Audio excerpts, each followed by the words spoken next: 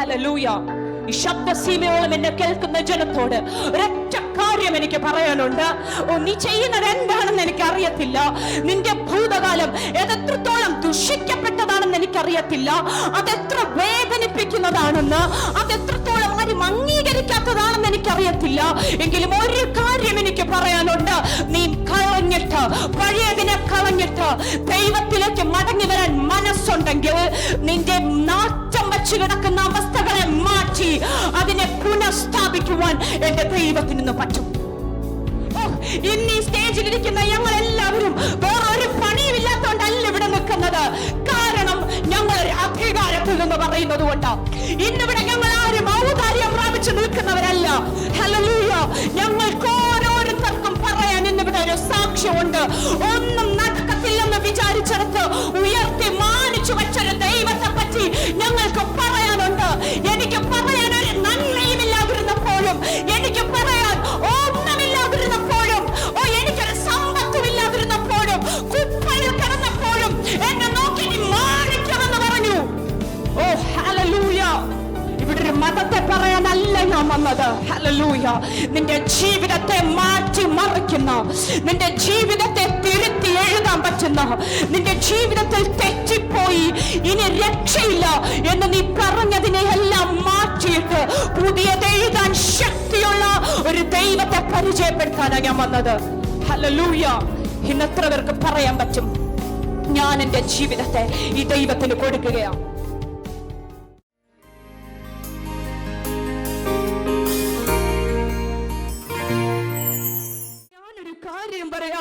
ദൈവം പറഞ്ഞൊരു, യേശു പറഞ്ഞൊരു കാര്യമുണ്ട്. നിങ്ങൾ എന്നെ ചൊല്ലി കരയണ്ട. നിങ്ങൾ നിങ്ങളുടെ മക്കളെ ചൊല്ലി കരയി. നിങ്ങൾ നിങ്ങളുടെ മക്കളെ ചൊല്ലി കരയി. ശബ്ദ പരിധിക്കുള്ളവരോട് ഞാൻ ചോദിക്കുക, എത്ര പേർക്ക് പറയാൻ പറ്റും, ഞാൻ എന്റെ മക്കൾക്ക് ഒന്നും കൊടുത്തിട്ടില്ല, പക്ഷേ ഞാൻ മരിച്ചു പോയാലും, ഞാൻ ഈ ലോകത്തിൽ നിന്ന് പോയാലും അവർ ജീവിക്കും. കാരണം അവർക്ക് യേശു ഉണ്ട്. കാരണം അവർക്ക് ബാങ്ക് ബാലൻസ് ഉണ്ടോ എന്നല്ല, കാരണം അവർക്ക് ഞാൻ ഒത്തിരി സമ്പാദിച്ചിട്ടുണ്ടെന്നല്ല, പകരം ഈ ലോകത്തിനകത്ത്, ഈ പാപം നിറഞ്ഞ ലോകത്തിനകത്ത് അവർ വീണ് പോകാതെ ജീവിക്കുവാൻ തക്കവണ്ണം അവരുടെ ഉള്ളിലൊരു സാന്നിധ്യം ഞാൻ പകർന്നു കൊടുത്തിട്ടുണ്ട്. ഞാൻ യേശുവിനോട് അത് പറഞ്ഞിട്ടുണ്ട്. ജീവനുള്ളവരുടെ ഇടയിൽ നീ മരിച്ചവനെ തേടുന്നത് എന്ത്? ഞാൻ ചോദിക്കുക നിങ്ങളോട്, ജീവനുള്ളവരുടെ ഇടയിൽ നീ മരിച്ചവരെ തേടുന്നത് എന്തിനാ? ചിലത് നിന്റെ ജീവിതത്തിൽ പലയിടത്തും അറബനറകന തിരുവിന് പേരിന് ജീവനുണ്ട്, പക്ഷെ പലതും ഇന്ന് മരിച്ചിരിക്കുക. നീ മരിച്ചിരിക്കുന്ന കയ്യോട് നീ പറയ്, ഇത് ജീവൻ പ്രാപിക്കട്ടെ എന്ന്. ഫെയിലായിരിക്കുന്ന നിന്റെ ഹാർട്ടിനോട് നീ പറയ്, ഇത് ജീവൻ പ്രാപിക്കട്ടെ എന്ന്. നീ പറയ്. നീ ഫെയിലായിരിക്കുന്ന നിന്റെ കിഡ്നിയെ നോക്കി പറയ്, ഇത് ജീവൻ പ്രാപിക്കട്ടെന്ന്. അനങ്ങാത്ത കയ്യെ നോക്കി നീ പറയ്, ഇത് ജീവൻ പ്രാപിക്കട്ടെന്ന്. ഒന്ന് സാക്ഷ്യങ്ങൾ വരട്ടെ, ഇന്ന് സാക്ഷ്യങ്ങൾ ഉളവാകട്ടെ. ഒരു പാസ്റ്റർ തലയിൽ കൈവച്ച് എന്നെ സൗഖ്യമാക്കി എന്ന് പറയുന്നതിനേക്കാൾ എത്രയോ ബെറ്ററാ, എന്റെ ദൈവം എന്നെ തൊട്ടു. അത് ഒരുവനിലും കൂടെ അല്ല, ദൈവം എന്നെ നേരിട്ട് തൊട്ടു. ഹല്ലേലൂയ. ഇന്ന് പറയാമോ, ഇന്ന് സഭയുടെ ആള് കൂടുവാനല്ല ദൈവം ആഗ്രഹിക്കുന്നത്. ഇന്ന് ഞങ്ങളുടെ എയിമോ അതല്ല. ഞങ്ങൾക്ക് ഒരൊറ്റ എയിമേ ഉള്ളൂ. ഞങ്ങൾ ഇവിടം വിട്ടു പോകുമ്പോൾ നിങ്ങൾക്ക് പറയാൻ പറ്റണം. ഞങ്ങളുടെ ചേച്ചി ഞങ്ങളോട് പറയുന്ന ഒരു കാര്യമുണ്ട്, ഞാൻ സ്പിരിച്വൽ ലീഡറായിട്ട്, ഞാൻ നിങ്ങളുടെ ഫോണിൽ നിങ്ങൾ വിളിച്ചാൽ എന്നെ നിങ്ങൾക്ക് കിട്ടത്തില്ലായിരിക്കും, പക്ഷെ ആ സമയത്തും നിങ്ങൾക്ക് മുട്ടിന്മേൽ നിന്ന് പ്രാർത്ഥിച്ചാൽ ഇറങ്ങി വരുന്ന ഒരു സാന്നിധ്യത ഞാൻ തന്നിട്ടുണ്ട്. അതിന് ഞാൻ പകർന്നു തന്നിട്ടുണ്ട്. ഇന്ന് എനിക്ക് നിങ്ങളോട് പറയാൻ ഒരൊറ്റ കാര്യമുള്ളൂ. നിങ്ങൾ പോകുന്ന സഭ ഏതുമായിക്കൊള്ളട്ടെ, നിങ്ങൾ പാലിക്കുന്ന റൂൾസ് എന്തുമായിക്കൊള്ളട്ടെ, പക്ഷേ നീയും യേശുവും തമ്മിൽ ഒരു ബന്ധമില്ല എങ്കിൽ പലർക്ക് നിന്നെ ചതിക്കാൻ കഴിയും, പലർക്ക് നിന്നെ വഞ്ചിക്കാൻ പറ്റും. നീ വഞ്ചിക്കപ്പെടുവാൻ വളരെ ഈസിയാ. കാരണം ഈ ലോകം ഇത് അന്ത്യകാലമാ. ഇത് തീർന്നുകൊണ്ടിരിക്കുക. നിന്നോട് സംസാരിക്കുന്ന, നിനക്ക് സംസാരിക്കാൻ പറ്റുന്ന ഒരു ദൈവം നിനക്കുണ്ട്.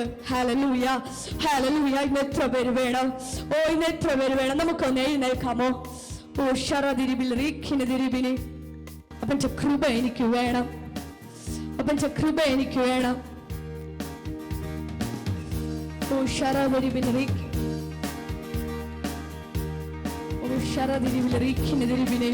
എന്റെ കുടുംബത്തിൽ ഒന്നുമില്ല എങ്കിൽ ആ സാന്നിധ്യത്തിൽ എന്റെ കുടുംബത്തിൽ കുറവുണ്ടാകരുത്. നീ ആ ദൈവത്തോട് പറയണം.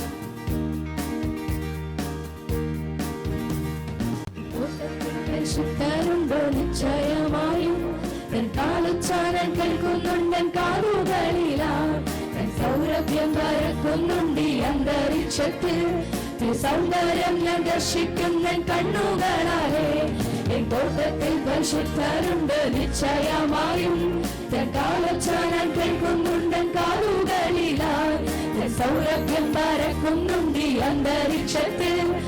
സൗന്ദര്യം ഞാൻ ദർശിക്കുന്ന കണ്ണുകളാലേ കൃപയുടെ ഉറവിടമേ,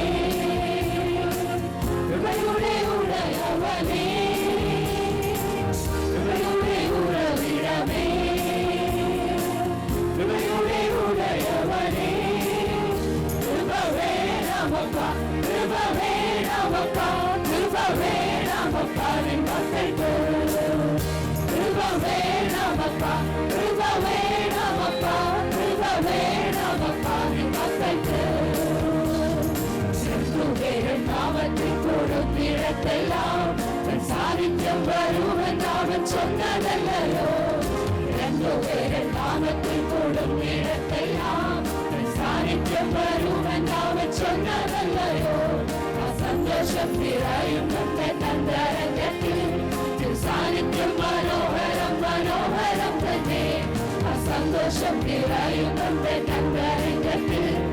സാന്നിധ്യം മനോഹരം മനോഹരം തന്നെ. കൃപയുടെ ഉറവിടമേ, കൃപയുടെ ഉടയവനേ, കൃപയുടെ ഉറവിടമേ, കൃപയുടെ ഉടയവനേ. കൃപ വേണമപ്പ, കൃപ വേണമപ്പ, കൃപ വേണമപ്പ നിൻ മക്കൾക്ക്. കൃപ വേണമപ്പ, കൃപ വേണമപ്പ, കൃപ വേണമപ്പ നിൻ മക്കൾക്ക്. അന്ധകാരം മാറുന്നു, വെളിച്ചം വീശുന്നു, ദുഷ്ടനൂതം പുഷ്ടിയാൽ തകർന്നു പോകുന്നു. അന്ധകാരം മാറുന്നു, വെളിച്ചം വീശുന്നു, ദുഷ്ടനൂതം പുഷ്ടിയാൽ തകർന്നു പോകുന്നു. കൃപ കൃപ കൃപയെ നാക്കു ചൊല്ലാവേ, പർവ്വതങ്ങൾ കത്തിലെ സമഭൂമിയാകുന്നു. കൃപ കൃപ കൃപയെ നാക്കു ചൊല്ലാവേ, പർവ്വതങ്ങൾ കത്തിലെ സമഭൂമിയാകുന്നു. കൃപയുടെ ഉറവിടമേ, കൃപയുടെ ഉടയവനേ, കൃപയുടെ ഉറവിടമേ, കൃപയുടെ ഉടയവനേ. കൃപ വേണമപ്പ, കൃപ വേണമപ്പ, കൃപ വേണമപ്പ നിൻ മക്കൾക്ക്. കൃപ വേണമപ്പ, കൃപ വേണമപ്പ, കൃപ വേണമപ്പ നിൻ മക്കൾക്ക്. സ്വരം മാറുന്നു, നവകാലം കേൾക്കുന്നു, ജനം തന്നിൽ ആനന്ദിച്ചു നൃത്തം ചെയ്യുന്നു. സ്വരം മാറുന്നു, നവകാലം കേൾക്കുന്നു, ജനം തന്നിൽ ആനന്ദിച്ചു നൃത്തം ചെയ്യുന്നു. ആ സന്തോഷം നിറയുന്നുണ്ട് അന്തരംഗത്തിൽ. സാന്നിധ്യം മനോഹരം മനോഹരം തന്നെ. ആ സന്തോഷം നിറയുന്നുണ്ട് അന്തരംഗത്തിൽ. സാന്നിധ്യം മനോഹരം മനോഹരം തന്നെ. കൃപയുടെ ഉറവിടമേ, കൃപയുടെ ഉടയവനേ, കൃപയുടെ ഉറവിടമേ, കൃപയുടെ ഉടയവനേ. കൃപ വേണമപ്പ, കൃപ വേണമപ്പ, കൃപ വേണമപ്പ നിൻ മക്കൾക്ക്. കൃപ വേണമപ്പ, കൃപ വേണമപ്പ, കൃപ വേണമപ്പ നിൻ മക്കൾക്ക്. ഹല്ലേലൂയ. ഒരിക്കൽ കൂടി ഹല്ലേലൂയ. യോശുവ, പഴയ നിയമത്തിലെ യോശുവ പുസ്തകത്തില് 2-ാം അധ്യായം 1 മുതൽ 15 വരെ. 1 മുതൽ 15 വരെയുള്ള വാക്യങ്ങൾ. ഒരു കുഞ്ഞു സ്റ്റോറിയാ, നിങ്ങളിൽ പലരും കേട്ടിട്ടുണ്ടായിരിക്കും, പക്ഷെ ഒരു കുഞ്ഞു സ്റ്റോറിയാ. ഇപ്പൊ ചേച്ചി അത് വായിക്കും, എല്ലാവർക്കും ശ്രദ്ധിക്കാം. അനന്തരം നൂന്റെ മകനായ യോശുവ രഹസ്യമായി ഒറ്റുനോക്കേണ്ടതിന് ഷീത്തീമിൽ നിന്ന് 2 പേരെ അയച്ചു. നിങ്ങൾ പോയി ദേശവും എരിഹോ പട്ടണവും നോക്കി വരുവൻ എന്ന് പറഞ്ഞു. അവർ പുറപ്പെട്ട് രാഹാബ് എന്നു പേരുള്ള ഒരു വേശ്യയുടെ വീട്ടിൽ ചെന്ന് അവിടെ പാർത്തു. ഇസ്രായേൽ മക്കളിൽ ചിലർ ദേശത്തെ ശോധന ചെയ്യുവാൻ രാത്രിയിൽ ഇവിടെ വന്നിരിക്കുന്നു എന്ന് എരിഹോ രാജാവിന് അറിവ് കിട്ടി. എരിഹോ രാജാവ് രാഹാബിന്റെ അടുക്കൽ ആളയച്ചു. നിന്റെ അടുക്കൽ വന്ന് വീട്ടിൽ കയറിയിരിക്കുന്ന മനുഷ്യരെ പുറത്തിറക്കി തരിക, അവർ ദേശമൊക്കെയും ഒറ്റുനോക്കുവാൻ വന്നവരാകുന്നു എന്ന് പറയിച്ചു. ആ സ്ത്രീ അവരെ 2 പേരെയും കൂട്ടിക്കൊണ്ടുപോയി ഒളിപ്പിച്ചിട്ട്, അവർ എൻ്റെ അടുക്കൽ വന്നിരുന്നു എങ്കിലും എവിടത്തുകാർ എന്ന് ഞാൻ അറിഞ്ഞില്ല. ഇരുട്ടായപ്പോൾ പട്ടണവാതിൽ അടയ്ക്കുന്ന സമയത്ത് അവർ പുറപ്പെട്ടു പോയി. എവിടേക്ക് പോയി എന്നു ഞാൻ അറിയുന്നില്ല. വേഗത്തിൽ അവരുടെ പിന്നാലെ ചെല്ലുവിൻ, എന്നാൽ അവരെ കണ്ടുപിടിക്കാം എന്ന് പറഞ്ഞു. എന്നാൽ അവൾ അവരെ വീട്ടിൻ മുകളിൽ കൊണ്ടുപോയി അവിടെ അടുക്കി വെച്ചിരുന്ന ചണത്തണ്ടുകളുടെ ഇടയിൽ ഒളിപ്പിച്ചിരുന്നു. ആ ആളുകൾ യോർദാനിലേക്കുള്ള വഴിയായി കടവുകൾ വരെ അവരെ തിരിഞ്ഞു ചെന്നവർ പുറപ്പെട്ട ഉടനെ പട്ടണവാതിൽ അടച്ചു. എന്നാൽ അവർ കിടപ്പാൻ പോകും മുമ്പേ അവൾ മുകളിൽ അവരുടെ അടുക്കൽ ചെന്ന് അവരോട് പറഞ്ഞത്, യഹോവ ഈ ദേശം നിങ്ങൾക്ക് തന്നിരിക്കുന്നു, നിങ്ങളെയുള്ള ഭീതി ഞങ്ങളുടെ മേൽ വീണിരിക്കുന്നു. ഈ ദേശത്തിലെ നിവാസികളെല്ലാവരും നിങ്ങളുടെ നിമിത്തം ഉരുകിപ്പോകുന്നു എന്ന് ഞാൻ അറിയുന്നു.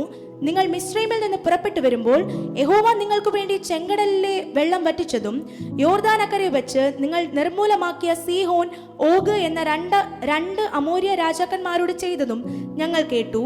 കേട്ടപ്പോൾ തന്നെ ഞങ്ങളുടെ ഹൃദയം ഉരുകി. നിങ്ങളുടെ നിമിത്തം എല്ലാവർക്കും ധൈര്യം കെട്ടുപോയി.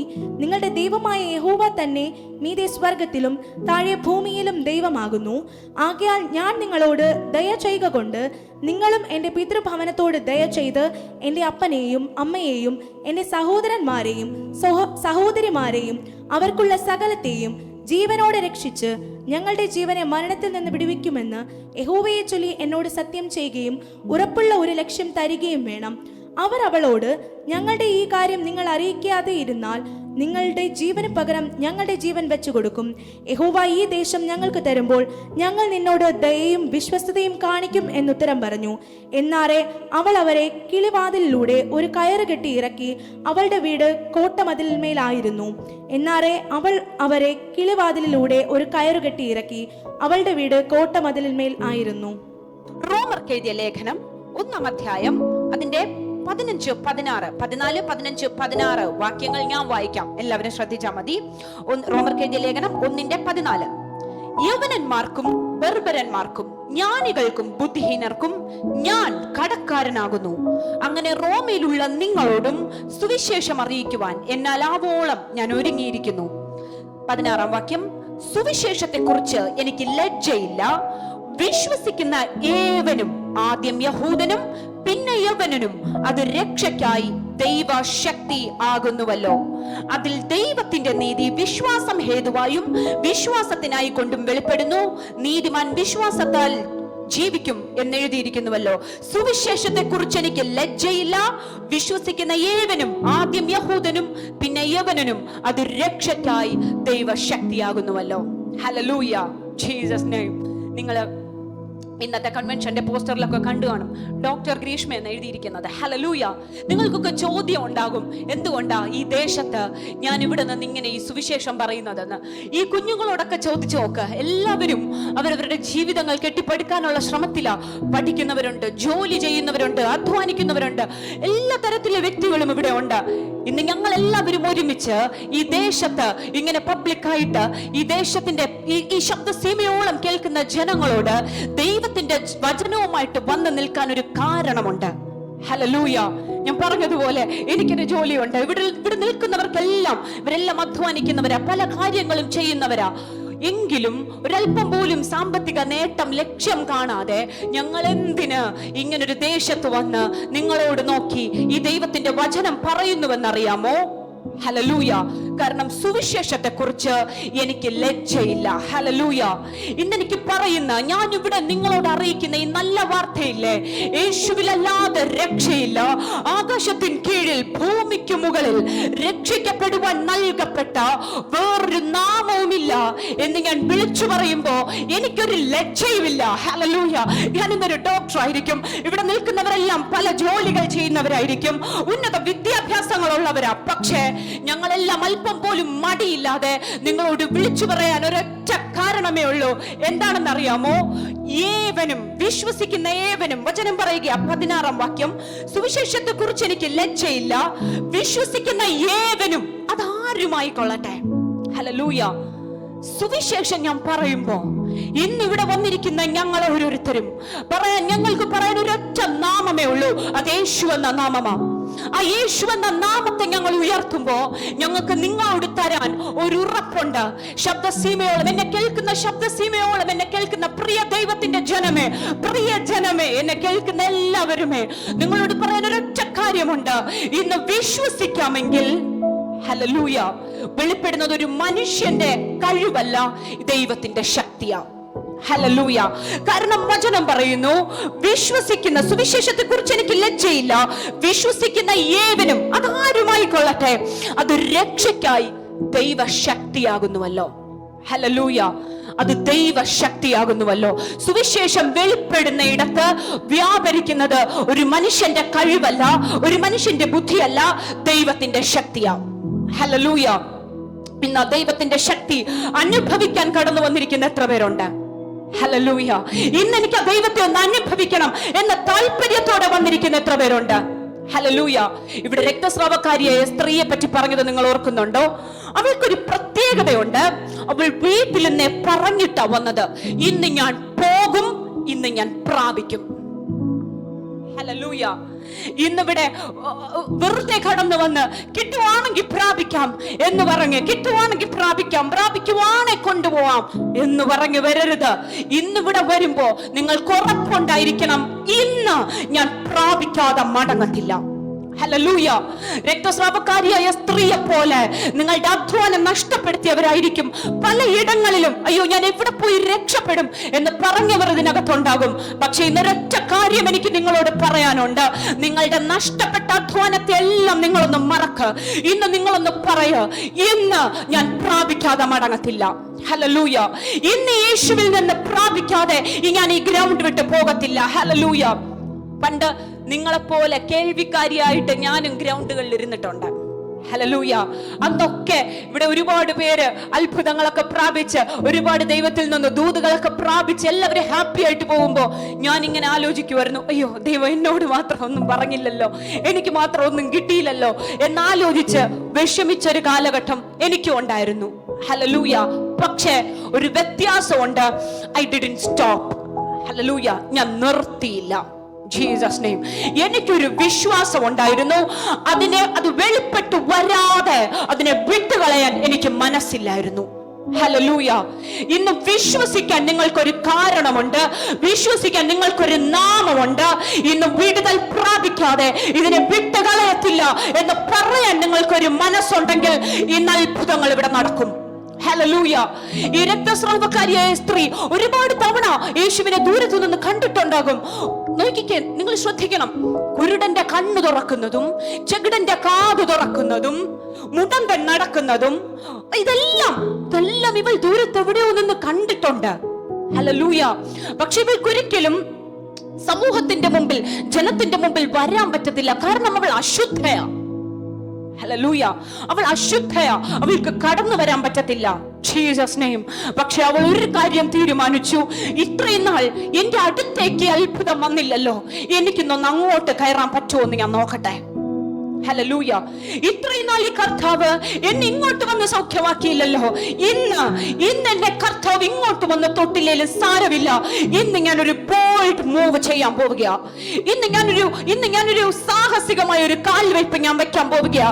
എന്നെ അശുദ്ധ എന്ന് വിളിച്ചവരുടെ എല്ലാവരുടെ ഇടയിലൂടെ ഞാൻ ഈ ദൈവപുത്രനെ ഒന്ന് തൊടാൻ പറ്റുമോ എന്ന് നോക്കട്ടെ. ഹല്ലേലൂയ. ഇന്ന് എത്ര പേർ ദൈവത്തോട് പറയും, അപ്പ എന്റെ അവസ്ഥകൾ ഇതൊക്കെയാ, എന്റെ അവസ്ഥകൾ ഇതൊക്കെയാ. ഇത്രയും നാളും നീ പലരുടെയും ജീവിതത്തിൽ അത്ഭുതം ചെയ്യുന്നത് ഞാൻ കണ്ടു, പക്ഷെ എനിക്കൊരു അത്ഭുതവും കിട്ടിയില്ല. പക്ഷെ ഇന്ന് ഹല്ലേലൂയ, ഇന്ന് ഞാൻ ചിലത് പ്രാപിക്കാതെ മടങ്ങത്തില്ല എന്ന് പറയുന്ന എത്ര പേര് ഇതിനകത്തുണ്ട്. ഹല്ലേലൂയ. നിങ്ങളെ ദൈവം ധാരാളമായി അനുഗ്രഹിക്കട്ടെ. ഹല്ലേലൂയ. സുവിശേഷത്തെ കുറിച്ച് എനിക്ക് ലജ്ജയില്ല. ഇന്നിവിടെ ഇത് വിളിച്ചു പറയുമ്പോ എനിക്ക് എന്താണ് ഉറപ്പെന്ന് ചോദിച്ചാൽ ഒരൊറ്റ കാര്യമേ ഉള്ളൂ.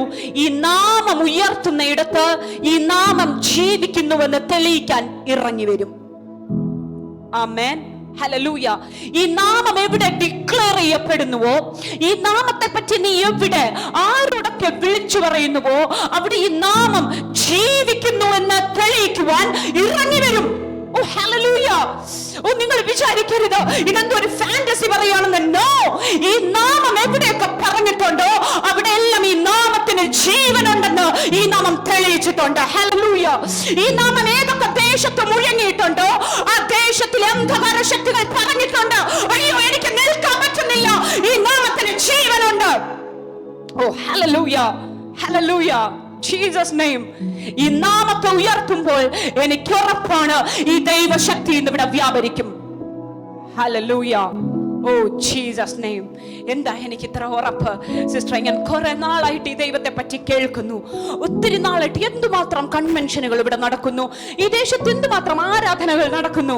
എനിക്ക് യേശുവിനെ അറിയാം, ഞാൻ യേശുവിനെ കേട്ടിട്ടുണ്ട്. പക്ഷേ എന്താ സിസ്റ്റർ ഇത്ര ഉറപ്പ്? എന്റെ ജീവിതം അത്ര സുഖകരമല്ല. ഞാനൊരു നല്ലവളല്ല, ഞാൻ പാപിയാ, ഞാൻ പാപം ചെയ്യുന്നവനാ. എന്റെ ജീവിതം മഹാ വേസ്റ്റാ, ഞാൻ ഒരുപാട് നിന്ദിക്കപ്പെട്ടവനാ.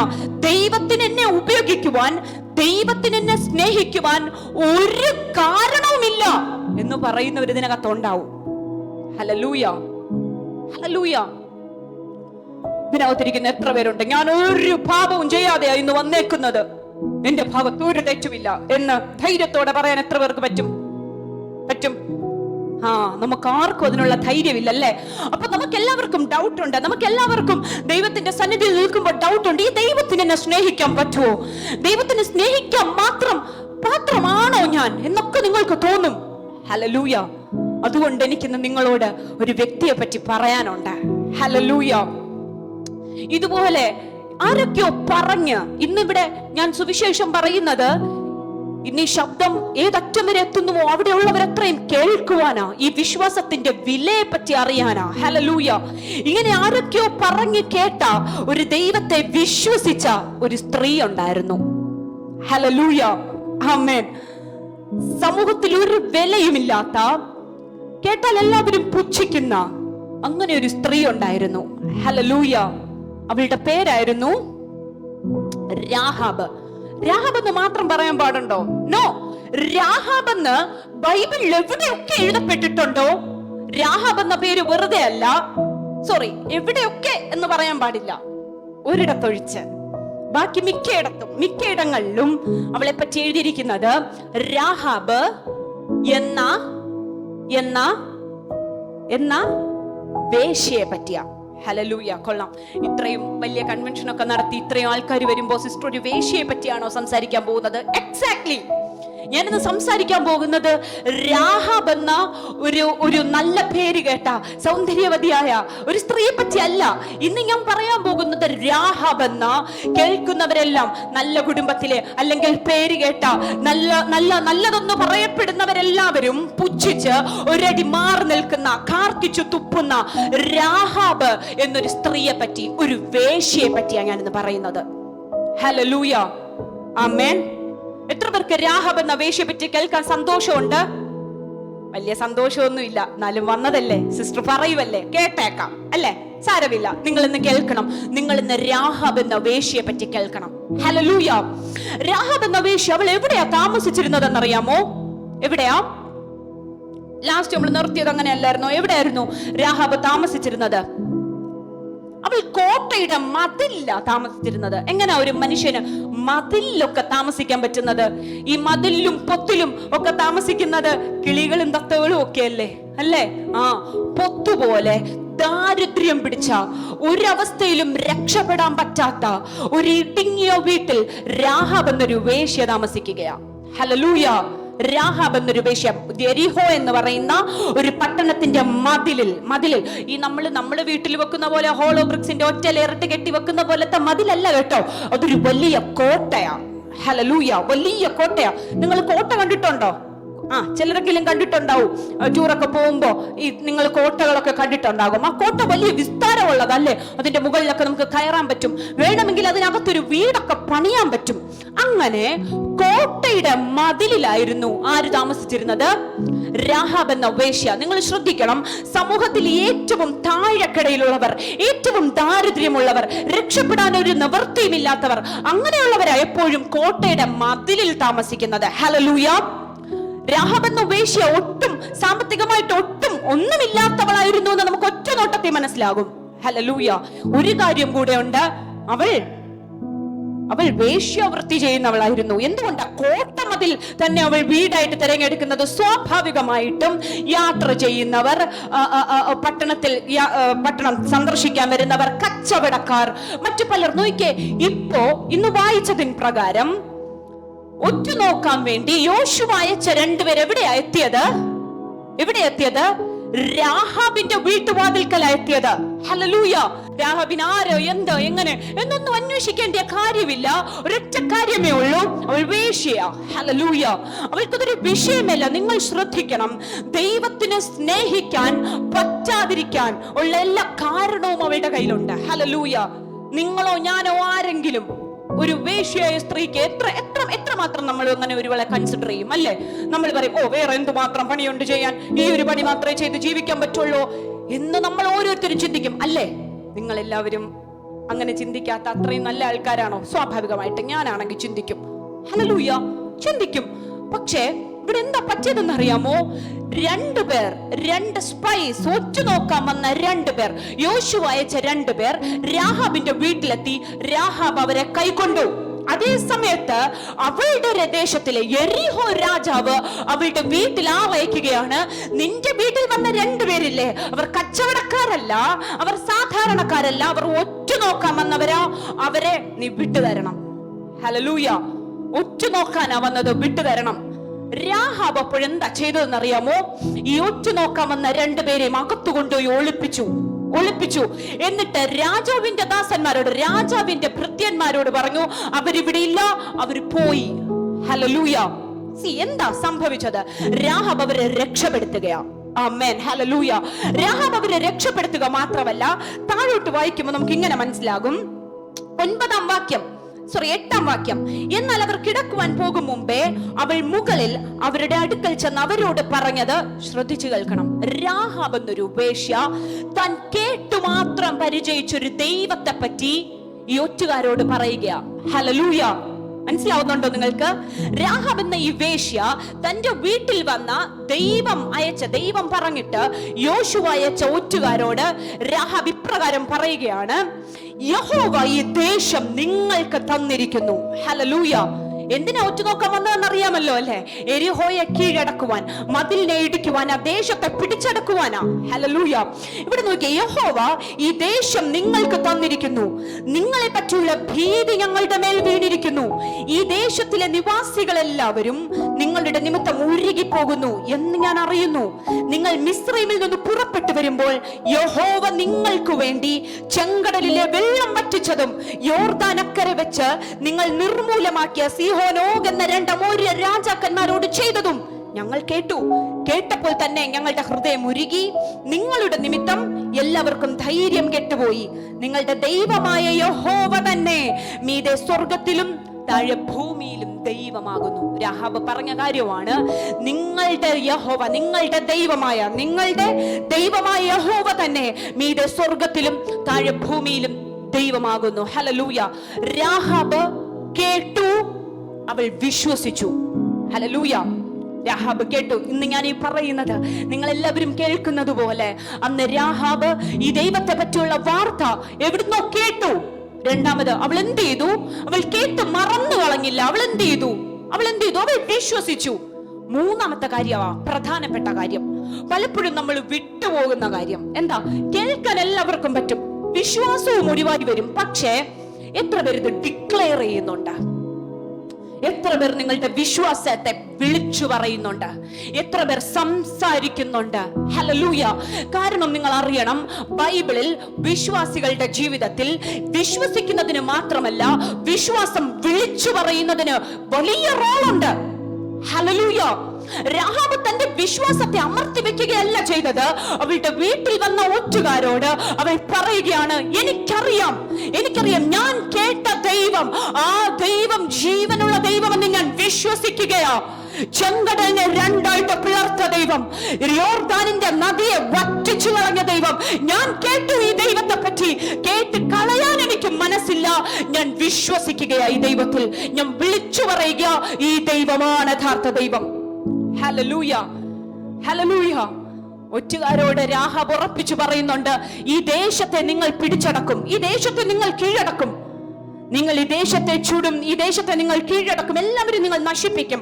പക്ഷെ മറക്കരുത്, എന്നെയും എന്റെ കുടുംബത്തെയും നിങ്ങൾ രക്ഷപ്പെടുത്തണം. ഹല്ലേലൂയ. എന്നെയും എന്റെ കുടുംബത്തെ നിങ്ങൾ രക്ഷപ്പെടുത്തണം. രാഹാബ് പറഞ്ഞതുപോലെ സംഭവിച്ചു. എരിഹോ പട്ടണം വീഴുകയാണ്, ആ പട്ടണത്തെ കീഴടക്കുകയാണ്. ഇസ്രായേൽ ജനം ആ പട്ടണത്തെ കീഴടക്കുന്നുണ്ട്. Hallelujah, Jesus name. പക്ഷേ ആ സമയത്ത് രാഹാബിനെയും തന്റെ കുടുംബത്തെയും രക്ഷപ്പെടുത്തുവാൻ യോശുവ പ്രത്യേകം പറയുകയാ. ഹല്ലേലൂയ. യോശുവ പ്രത്യേകം അറിയിക്കുകയാ, രാഹാബിനെ വിട്ടുകളയരുത്, അവളെ രക്ഷപ്പെടുത്തണം. Jesus name. ഹല്ലേലൂയ. നിങ്ങൾ അറിയണം, രാഹാബിനെ രക്ഷപ്പെടുത്തി ഇസ്രായേൽ പാളയത്തിലേക്ക് കൊണ്ടുവരുന്നതിന് മുമ്പ് ദൈവം പറഞ്ഞില്ല, അവളൊരു വേശ്യ, ഇതവളുടെ ജോലി, അവളെ വിട്ടുകളഞ്ഞേക്ക് എന്ന് ദൈവം ഒരിക്കലും പറഞ്ഞില്ല. പറഞ്ഞോ? ഹല്ലേലൂയ. ദൈവം പറഞ്ഞില്ല, അവളൊന്ന് നന്നാകട്ടെ, അവളിന്ന് രക്ഷപ്പെടട്ടെ, ആ കുടുംബം പരിച്ഛേദന ചെയ്യട്ടെ, സ്നാനപ്പെട്ട് രക്ഷപ്പെടട്ടെ, എന്നിട്ട് കൊണ്ടുവരാം എന്നല്ല പറഞ്ഞത്. ഹല്ലേലൂയ. നിങ്ങൾ ശ്രദ്ധിച്ചു കേൾക്കണം. അവൾ പറഞ്ഞ വിശ്വാസത്തെ മാനിച്ചൊരു ദൈവമുണ്ട്. ഹല്ലേലൂയ. അവൾ താമസിച്ച, അവൾ അത്രയും നാൾ നിന്ന യെരിഹോ പട്ടണം വീണപ്പോ അവളെ കുടുംബത്തോടെ രക്ഷപ്പെടുത്തി ഇസ്രായേലിൽ കൊണ്ടുവരികയാ ദൈവം. ഹല്ലേലൂയ. 6-ാം അധ്യായത്തില്, യോശുവ 6-ാം അധ്യായം അങ്ങോട്ട് വായിക്കുമ്പോൾ നമ്മൾ വായിക്കും, ഈ രാഹാബ് എന്ന സ്ത്രീയെ പാളയത്തിന്റെ പുറത്താ പാർപ്പിക്കുന്നത്. പാളയത്തിന്റെ പുറത്ത്. ഹല്ലേലൂയ. നിങ്ങൾ അറിയണം, ഇസ്രായേലിലേക്ക് ഒരു സ്ത്രീയെ അല്ലെങ്കിൽ ഒരു കുടുംബത്തെ, ഇസ്രായേലിയരല്ലാത്തവരെ പെട്ടെന്ന് കയറ്റാൻ പറ്റത്തില്ല. അതിന് കുറെ റിച്വൽസ് ഉണ്ട്. ഹല്ലേലൂയ. ശുദ്ധീകരണ സമയമുണ്ട്. ഇതെല്ലാം കഴിയുന്നത് വരെ പാളയത്തിന്റെ പുറത്ത് നിർത്തുകയാ. പക്ഷെ അവൾ അനുഭവിച്ച നിന്ദയെ പറ്റി നിങ്ങൾ അറിയണം. ഹല്ലേലൂയ. അവൾ അനുഭവിച്ച വേദനയെ പറ്റി അറിയണം. വേശ്യാവൃത്തി ചെയ്ത് ജീവിച്ചിരുന്ന ഒരു കുടുംബത്തെ, ഒരു സ്ത്രീയെ അവളുടെ കുടുംബത്തോടൊപ്പം ഇസ്രായേലിനകത്തേക്ക് കൊണ്ടുവരിക.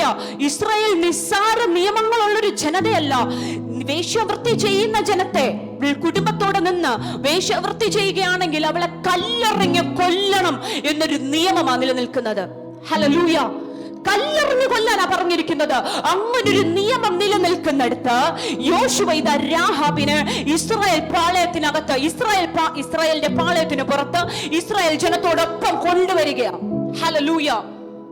ഇവിടെ ഇപ്രകാരം എഴുതിയിട്ടുണ്ട്, അവൾ ഇന്നുവരെയും ഇസ്രായേലിൽ പാർക്കുന്നുവെന്നും എഴുതിയിട്ടുണ്ട്. Jesus name. ഒന്ന് കരമുയർത്തി കർത്താവിനെ സ്തുതിച്ചേ. Hallelujah, hallelujah. നോക്കിക്കേ, അവളൊരു റിസ്ക് എടുത്തതല്ലേ? അവൾ എന്താ ചെയ്തത്? അവളൊരു റിസ്ക് എടുത്തത്. ഒറ്റുകാരെ വിട്ടുകൊടുക്കാതിരുന്നപ്പോ അവൾ തന്റെ രാജ്യത്തിന് നേരെ അവൾ രാജ്യദ്രോഹമാ ചെയ്തത്. അവൾ പിടിക്കപ്പെട്ടിരുന്നെങ്കിൽ എല്ലാവരെയും നശിപ്പിക്കുമായിരുന്നു യെരിഹോ രാജാവ്, അല്ലേ? ഹല്ലേലൂയ. മിണ്ടിക്കേ നിങ്ങൾ. എല്ലാവരെയും നശിപ്പിക്കുമായിരുന്നു. അവൾ തന്റെ വിശ്വാസത്തെ, തന്റെ ജനത്തെ, തന്റെ ദേശത്തെ എല്ലാം മറന്നു കളഞ്ഞിട്ട് അവൾ അവളുടെ വിശ്വാസത്തെ മുൻനിർത്തി അവൾ ഒരു റിസ്ക് എടുക്കുകയാ. ഹല്ലേലൂയ. All or nothing. ഒന്നുകിൽ ഇതോടെ എല്ലാം ലഭിക്കും, അല്ലെങ്കിൽ ഇതോടെ എല്ലാം നഷ്ടപ്പെടും. ഹല്ലേലൂയ. അതിദാരിദ്ര്യത്തിൽ കഴിഞ്ഞ തന്റെ ഭൂതകാലം വെച്ച്, താൻ ഇതുവരെ ജീവിച്ചിരുന്ന ജീവിതം വെച്ച് ഈ ദൈവം തന്നെ സ്നേഹിക്കുമോ എന്ന് യാതൊരു ഉറപ്പുമില്ലാതെ അന്യജാതിക്കാരിയായ സ്ത്രീ അവളൊരു റിസ്ക് എടുക്കുകയാ. വേശ്യയായ ഒരു സ്ത്രീ. ഹല്ലേലൂയ. നിങ്ങൾക്ക് മനസ്സിലാവുന്നുണ്ടോ? Jesus name. ഈ ദൈവം എന്നെ കൈക്കൊള്ളുമോ എന്നൊരു ഉറപ്പുമില്ലാതെ, നോക്കിക്കേ, ഈ ദൈവം എന്നെ വീണ്ടെടുക്കുമോ എന്നൊരു ഉറപ്പുമില്ലാതെ, എല്ലാവരാലും നിന്ദിക്കപ്പെട്ട, എല്ലാവരാലും ദുഷിക്കപ്പെട്ട ഒരു ജോലി ചെയ്യുന്ന ഒരുവൾ ഉറപ്പിച്ചു പറയുക, ഇല്ല, ഞാൻ എന്റെ ദേശത്തെ കളഞ്ഞ്, എന്റെ വിശ്വാസത്തെ കളഞ്ഞ്, എന്റെ ദേശത്തെ കളഞ്ഞ് ഞാൻ ഈ ദൈവത്തിലേക്ക് വരിക, എന്റെ വിശ്വാസം ഞാൻ പ്രഖ്യാപിക്കുക. ഹല്ലേലൂയ. നോക്കിയേ, രാഹാബ് എന്ന വേശ്യ, she took a risk, God took a decision. എന്തായിരുന്നു അതെന്നറിയാമോ? രാഹാബ് ഈ വിശ്വാസത്തിന് വേണ്ടി ഒരു റിസ്ക് എടുത്തത്. പക്ഷെ പാളയത്തിനകത്ത് അവൾ അനുഭവിച്ച നിന്ദയ്ക്ക് പകരം, അവൾ അനുഭവിച്ച വേദനയ്ക്ക് പകരം ദൈവം ഒരു തീരുമാനമെടുത്തു. ശരിയാ, എനിക്ക് നിന്റെ ഭൂതകാലം മാറ്റാൻ പറ്റത്തില്ല, എനിക്ക് നീ ഇത്രയും നാൾ ജീവിച്ച ജീവിതം മാറ്റാൻ പറ്റത്തില്ല, പക്ഷേ എനിക്ക് നിന്റെ ഭാവിയെ മാറ്റാൻ പറ്റും. ഓ ഹല്ലേലൂയ. നീ ഇത്രയും നാൾ ചെയ്തിരുന്ന ജോലി, നിന്റെ ഭാവിയെ തൊടാത്ത നിലവാരത്തിൽ എനിക്ക് നിന്റെ ഭാവിയെ മാറ്റാൻ പറ്റും. എന്താ സംഭവിച്ചതെന്നറിയാമോ? ഇസ്രായേൽ മക്കളോട് ചെന്ന സ്ഥാനമില്ല, രാഹാബിനെ ഞാൻ രക്ഷപ്പെടുത്തിയതാ, അവൾ എന്റെ മകളാ എന്നൊന്നും ദൈവത്തിന് ഇസ്രായേൽ ജനത്തിന്റെ ഇടയിൽ വന്ന് പറയാൻ പറ്റത്തില്ല. കാരണം നിയമം അവൾക്കെതിരെയാ, കല്ലെറിഞ്ഞു കൊല്ലാനാ പറഞ്ഞിരിക്കുന്നത്. ഹല്ലേലൂയ. പക്ഷെ ദൈവം ഒരു തീരുമാനമെടുത്തു. അവൾ അന്യദേശത്ത്, അവൾ അവളുടെ രാജ്യത്തിനകത്ത് നിന്ന് എന്നോടുള്ള വിശ്വാസത്തെ വിളിച്ചു പറഞ്ഞവളാ. അവൾ എന്റെ ഒറ്റുകാർക്ക്, അവൾ ഇസ്രായേൽ ജനത്തിനു വേണ്ടി നിന്നവളാ.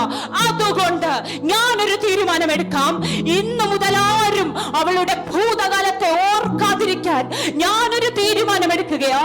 ഞാൻ എന്ന ദൈവപുത്രൻ ഇവളുടെ ബ്ലഡ് ലൈനിൽ അങ്ങ് ജനിക്കാൻ പോവുകയാ. ഹല്ലേലൂയ. എത്ര പേർക്ക് മനസ്സിലാകുന്നുണ്ട്? ഹല്ലേലൂയ. ഈ രാഹാബ് ശൽമോനെ വിവാഹം കഴിക്കുക. Jesus name. ശൽമോന്റെ മകൻ ആരാണെന്ന് അറിയാമോ? ശൽമോന്റെ മകൻ, ശൽമോന്റെയും രാഹാബിന്റെ മകനാണ് ബോവസ്. ഹല്ലേലൂയ. ബോവസ് രൂത്തിനെ വിവാഹം കഴിച്ചിട്ടുണ്ടാകുന്ന കുഞ്ഞാണ് ഓബേദ്. ഓബേദിന്റെ മകനാണ് ഇശായി. ഇശായിയുടെ മകനാണ് ദാവീദ്. ഹല്ലേലൂയ. നിങ്ങൾക്ക് മനസ്സിലാകുന്നുണ്ടോ? ഒരു അന്യദേശത്ത് ഒരു വേശ്യയായിരുന്ന സ്ത്രീ ഒരൊറ്റ കാര്യം ചെയ്തു, അവൾ വിശ്വാസത്തെ വിളിച്ചു പറഞ്ഞു. ഹല്ലേലൂയ. ഈ ശബ്ദസീമയോളം എന്നെ കേൾക്കുന്ന ജനത്തോട് ഒരൊറ്റ കാര്യം എനിക്ക് പറയാനുണ്ട്. നീ ചെയ്യുന്നത് എന്താണെന്ന് എനിക്ക് അറിയത്തില്ല, നിന്റെ ഭൂതകാലം എത്രത്തോളം ദുഷിക്കപ്പെട്ടതാണെന്ന് എനിക്കറിയത്തില്ല, അതെത്ര വേദനിപ്പിക്കുന്നതാണെന്ന്, അതെത്രത്തോളം ആരും അംഗീകരിക്കാത്തതാണെന്ന് എനിക്കറിയത്തില്ല. എങ്കിലും ഒരു കാര്യം എനിക്ക് പറയാനുണ്ട്, നീ കളഞ്ഞിട്ട്, പഴയതിനെ കളഞ്ഞിട്ട് ദൈവത്തിലേക്ക് മടങ്ങി വരാൻ മനസ്സുണ്ടെങ്കിൽ നിന്റെ നാറ്റം വെച്ച് കിടക്കുന്ന അവസ്ഥകളെ മാറ്റി അതിനെ പുനഃസ്ഥാപിക്കുവാൻ എന്റെ ദൈവത്തിന് പറ്റും.